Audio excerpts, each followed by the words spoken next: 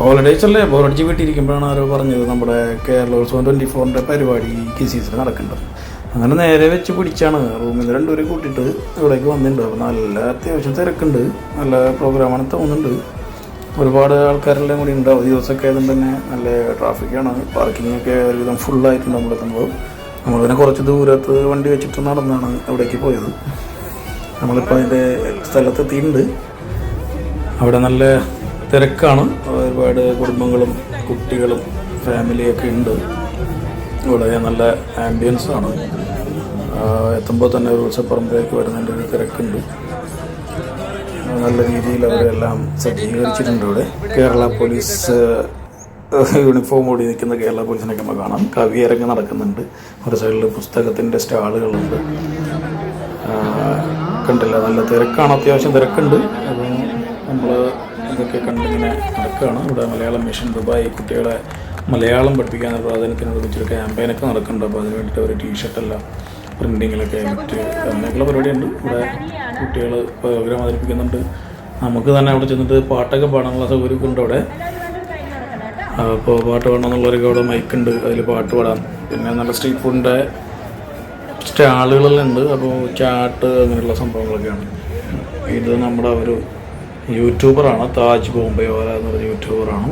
വിവാദമായ ചാനലിൻ്റെ വക്താവാണ്. പുള്ളിയെ ഞാൻ അവിടെ വെച്ച് കണ്ടതാണ്. പുള്ളിയെ മുമ്പ് ഞാൻ കണ്ടിട്ടുണ്ട്. എൻ്റെ റൂമിലാണ് താമസിക്കുന്നത്. അപ്പോൾ അവിടെ വെച്ച് കണ്ടിട്ടുണ്ട്. അപ്പോൾ പുള്ളിയായിട്ടുള്ള സംസാരിച്ച് ഇങ്ങനെ നിൽക്കുമ്പോൾ നല്ല ഒരു ഉത്സവപ്പറമ്പിൽ ഐസ് പൈസയൊക്കെ കൊണ്ടുവന്നിട്ട് സൈക്കിളിലൊക്കെ കൊണ്ടുവച്ചിട്ടില്ലേ. അപ്പോൾ അതെല്ലാം സെറ്റ് ചെയ്തിട്ടുണ്ട് അവരവിടെ. അപ്പോൾ നമ്മളങ്ങോട്ട് പോകണം. റൈസൊക്കെ മേടിച്ച് അടിച്ചാലും നോക്കിയിട്ട് അങ്ങോട്ട് പോകുന്നുണ്ട്. വായോ, പിന്നെ ഇതാണ് നമ്മളെ കമ്പൈസ് ടിൻ്റെ.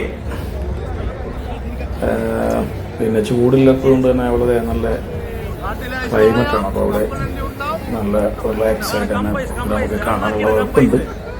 എല്ലാവർക്കും ഇപ്പം അവധി വീക്കെൻഡൊക്കെ അറ്റൻഡ് ചെയ്യാനുള്ള ഇന്നത്തെ പ്രോഗ്രാമാണ്. ഇപ്പോൾ പോയത് നാളെയും അവിടെ പ്രോഗ്രാമുണ്ട്. എൻട്രൻസ് ഇത് കഴിച്ച് ഫ്രീ ആണ്. എല്ലാവർക്കും ഉള്ളിലേക്ക് പോകാം. അവിടെ അടുത്ത സ്റ്റേജുകളിലൊക്കെ പ്രോഗ്രാമൊക്കെ നടക്കുന്നുണ്ട്. നാടകം, കഥകളി, തെയ്യം. ഇത് നമ്മുടെ ഒരു ടിക്ടോക്കറാണ് അവിടെ വെച്ച് കണ്ടതാണ്.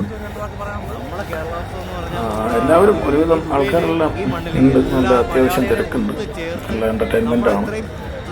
പല കലാരൂപങ്ങളും അവിടെ സെറ്റ് ചെയ്തിട്ടുണ്ട്.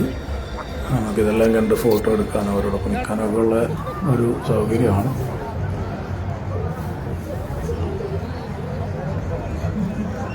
യൂട്യൂബേഴ്സും ടിക്ടോക്കേഴ്സും ഒക്കെ ഉണ്ട് അവിടെ.